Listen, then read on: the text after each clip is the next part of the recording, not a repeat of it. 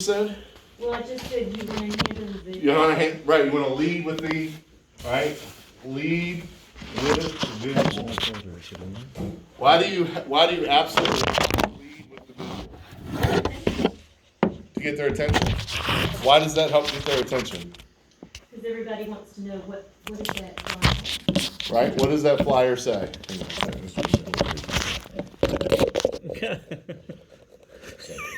I like that. So what does that flyer? Right? Everybody wants to know, right? I've talked about it in here before. If I told you guys and asked you, hey, did you hear about the ambulance that was here earlier and the medical emergency that happened at the shop today? Anybody hear about it? Right, everybody's looking at me, right, on the edge of theirs. Everybody wants to know what happened, right? People naturally want to be in the know, right? Nothing happened here today, obviously, but that's what that flyer. Hey, have you heard about the specials we've got going on? That's what it. That's the urgency that it creates. Is I want to know about what's going on. What else do we have to do? So we got to lead with the visual. We got to do the approaches. We got to lead with the visual, and then what do we need to say? How the system. Right? Well, we're going to start with have you heard? Oh, well, yeah. Right? Which is what you were saying here, right? Have you heard? And then what are we going to say? How old your sister? How old, right? And basically, what are we simply doing here? Qualifying? But what else are we doing? From a big picture, what would you call that? You're working up to the pain. That's what we're working up to, but we're following the script. So this time of year, to be successful, you have to make the approaches. You have to utilize the visuals. Right? That's your flyer. I know some of you have blown up some posters, right? Have some big posters, right? That's your table, right? If you're doing a table, that's the candy or whatever presentation. You gotta have have that presentation, right? And then the last piece is you have to follow the script, right? And what I mean by that is exactly what you just said, right? We want to lead with these two things, right? Lead with the visual. Have you heard? How old's your system? Right, now we're starting the qualification, and what are we listening for? See if it's 10 years older or younger. Less than 10 or greater than 10? Right, why? Know which bucket to put it in. Whether go tune up or go to AOR. Right, it tells us what direction to go. What else does it tell us? How much work, how much service work they've done. Okay. How old their system is, basically. And then what else? So then it allows us to do what? Tailor it, somewhat. Tailor it, right. Control the conversation. So here's the other thing you got to do. So one is approaches, right? 2 is visual. 3 is the script. 4 is, I'm going to call it control the conversation. Right? And what I mean by that is, once you find out it's old enough, you got to control the conversation, right? And lead them down a path to uncover some pain, right? You also may have to educate them, right? What's the one thing you can't skip? Wow, that thing's old, huh? Right? I promise you, if you skip that little simple line, right? Howard and I role played earlier today, and I was the customer that had a 12-year-old system, but me as the customer, I didn't know 12 years was old. It's my first house, right? There's a lot of first-time houses where they're only 12 years old, and most of those customers and most of those homeowners don't know their system's old. They don't know they're actually probably in the market right now to buy a new one. They don't know that that's what's driving their electric bill up. They just have seen it go up year after year and think it's just inflation and keep writing the check every month, right? So you have to stay adherent to that script, right? And if you get this, it's, wow, that thing's old, or whatever your slight variation of that is. But it basically needs to be, wow, that thing's old, huh? That thing's a dinosaur, isn't it? Right? Well, a couple different ways to do that, but it's just a wow statement. And then from there, where are we going to go? More pain. More pain, right? I'll give you that one. Square footage. So what's the first pain we're looking for?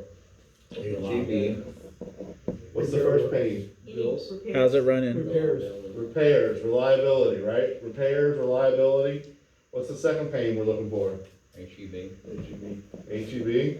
We're looking for the grocery store? High energy. All right, high energy bills, right? We're gonna use the 10% rule, right? And then what's the third thing we're looking for? Comfort. Comfort. How cold they can. Hot and cold spots, right? Could be noise, right? A couple different things there. And what are we basically looking for? A yes. Right? We're basically looking for the customer to say, yes, I have one of those payments. And if we get a yes, what are we going to do? Close. Yes. What? AOR. We're going to close the AOR, right? We're going to assume the close. And we're going to do the 4-part close on the AOR, right? What if we get a no, no, no? What are we going to do? 10-year-old system, you're getting those. It's a 12-year-old system.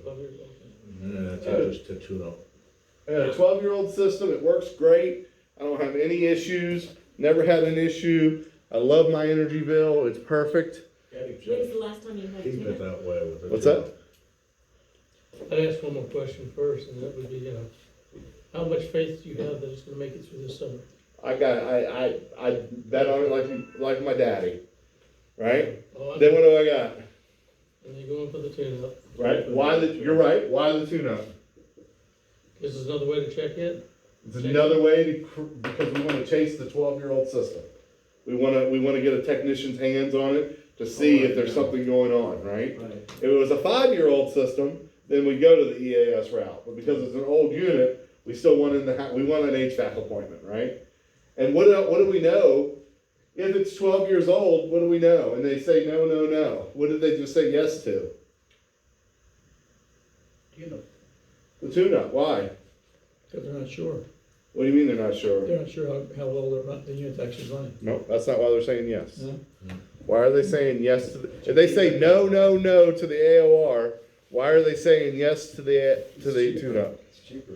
Nope. Because it's They gonna wanna make keep it it last efficient. longer. Because it's gonna make it last longer. Fine. When they say no, no, no, I don't want to replace it, what are they saying yes, yes, yes to? Keep it rolling. I want it to keep running. Maintain it. I want it to last longer. Well, what's the thing that does that? The tune-up. How can they say no to the tune-up? They can't. They just said yes, yes, yes, I want to make it last longer. Yes, I want to make it last forever. Yes, I'm going to run it till it breaks. Yes, then I got just the thing for you. Let me flip the flyer over and show you the other side. Right? Great, I got the perfect thing for you. You want me to come today or tomorrow? Not do you want it, do you want me to come today or tomorrow to give you exactly what you want? Does that make sense? I'm exaggerating there a little bit, but on purpose, right? If you get the yes here, you're going for the AOR. But if you get a no, or even if you get a yes, and then they say no, no, no, and they still blow you off, and they won't sign up, what are they saying yes, yes, yes to? The tune-up, right? So I'm going to go back here. We talked to 140 people a day. 70% of them, so 150, right, 100 people a day are going to be homeowners. Of the 100 people a day that are homeowners, about 75 of those homeowners, 50 to 75, depending on the store you're in, are going to have a system over 10 years old. Everybody agree with that math? I did it real quick in my head, but does anybody, roughly 50 to 60 people a day are going to have a 10-year-old plus system. Does anybody disagree with that? So your job is to get as many of these as possible out of that 50 or 60 to say yes in one of these two buckets. At a minimum, you need one of each a day, right? And really, we're only asking you to convert 2 out of 60, or arguably 2 out of 140 if you looked at the whole picture, right? That's not that big of a conversion, right? So if you're following this prescription, and step 5 is close. If you follow this 5-part prescription, approach everybody, use your visuals, follow the script, control the conversation, and close once you have the information, I guarantee you success. You will. It's impossible for you to fail, right? Why? Because you're talking in language of the customer. Once you get to this point, it's all about the customer. You found the customer's problem and needs they didn't even know they had until they met you. And now all you're doing is solving their problem. Again, how can they say no to that when you have the perfect solution? not only do you have the perfect solution, you have the value for them to take action today. And I would add 2 more to this list. We're gonna call it a 6 and a 7. Educate and value. Right? So you gotta educate them that they need the new system, or you gotta educate them that they need the tune-up, and then you gotta provide the value on why they should say yes today. That make sense? And when you do those 7 things, you will close all day long. It gets a lot easier, right? Because again, you're talking in terms the customer wants and the customer understands. So I'm going to give you well actually real quick, let's finish on the tune-up. What are the 3 scenarios for a tune-up, right? How do we flush out the pain on the tune-up or qualify the tune-up? What's the question we ask? Anybody? When was it done last? When was your last? I would use the word seasonal maintenance. Why am I using the word seasonal? You just wanna do it twice a year? You want to do it twice a year, but also if you just said heat's almost over, and they're likely to shut their mind off. Right? Yeah, it's not cold out. I don't need my heat. I'm not running my furnace. Right? Whatever, they may just shut you down. Seasonal tune-up. Why is the seasonal tune-up important?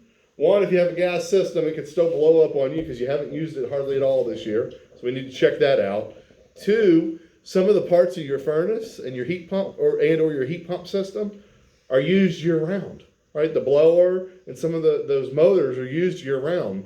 So if they've just been sitting there dormant all year because it hadn't been cold, guess what? When you go to fire on the AC, you leave them dormant for another 2 months, you could be causing problems, right? So we need to make sure all the heat functions work, make sure the AC pieces are still lubricated and good, and then we'll come back in April or May and do the AC seasonal checkup when it's time for the AC seasonal checkup. Matter of fact, if they go ahead and sign up today, you'll go ahead and honor that price for the AC. You'll call them back in April, right? So why should they do business today? To make sure the thing's ready to go and seasonally okay, and they're gonna get on the list for the $39, we're doing $39, right? For the $40 off, right? For either a March or April, as soon as we turn the AC tune-ups on. And you'll give them a call and get them back on the list. That make sense? So again, that's how you're building that value to create that urgency to sign up today. Right? The last thing I want to show, after we ask this question, there's 3 buckets. Either greater than a year, so they've done it before, but it's been a while. They just had it done, or they've never had it done. If they've never had it done, you got to educate first, and then close with the value. If they've just had it done, or 1 year ago, you got to qualify that just a little bit more. Was just last summer, or was just in December? All right, there's a difference. And then once you qualify that a little bit more, then you go for the close. Okay. Last piece that I want to teach you today or talk about is go over the close. Okay. Who knows the 4-part close? You guys should all know it, and I'm not telling it to anybody. Somebody else is going to have to tell me what to write on the board. Huh? All that time. No, not No. quite. Oh, we're not at there? No. How do you close? So you found out I have a 12-year-old system. Okay, I'll give you a scenario. A 12-year-old system. You found out I have a 12-year-old system. I have high energy bills, and I had a reliability concern 2 years ago, and had to put a $500 part in the system. How about close, objection, close, button up? Yeah. Is that it? No, that's not what I'm looking for. So to your point, let me write it out. So approach, engage, close, overcome, close, button up. So once you've done the engagement, found out that I have a 12-year-old system, I have high energy bills, and I have a reliability issue, you're now here. What does that sound like? Because I promise you half of this room is missing it. You ask for their business. How? So 4-part close. We've been teaching it for years. Are you repeating the pain again? Going through That's that? part of it. So what's it sound like? Chris, what's it sound like? How are you going to close me? I've got a 12-year-old system, I've got high energy bills, and I've got a reliability issues. Broke down 2 years ago. Which day works better for you, today or tomorrow? Right? That's a close. Yes That's it. question? Huh? Yes question? So he just said which. So we'll fill in the blanks as you guys are coming up with the answer. Which is better? All right. Today or tomorrow? So that's the fourth step of it. You said the yes question. What do you mean by that? As in tie down closes. Tie down There you close. Yeah. So that's here. What's that sound like, Mike? So tell me Would it one. benefit you to no longer have to worry about repair issues, and would you like to have the electric bill maybe drop 30%? I mean, gosh, and you mentioned about little Sally's room being, never can get warm in the winter and cool in the I'm summer. gonna call timeout on you. So you said the yes question, but that's not what you gave me. What you gave me was number 2. So the yes question, is an example would be that is what you want, isn't You it? want comfort, right? Right? You want comfort in your home. That is what you want, isn't it? Right. Yes. Great. Today or tomorrow. Now what you were talking about was you restated the pain. What that will do for you. So yeah, thank you. What that will do for you. Everybody needs to be writing this down if you're not. Is dot. So what that will do for you is fix Sally's room, all those things you just said, right? You're just filling in the dot with what? What the customer told you their pain was. And then you're going to follow up with the, that is what you want, isn't it? Right? We're going to tie it down. Yep, that's what I want. Great, today or tomorrow. Right? We did this in reverse order. This is kind of interesting. I've never had this happen before. So what's the first step in that 4-part close? I'm gonna give y'all a hint. Whiff on it. You want us to come out and see what's going on with the unit, right? Almost. You're close. What you can do is, I'm going to underline the important parts here in green.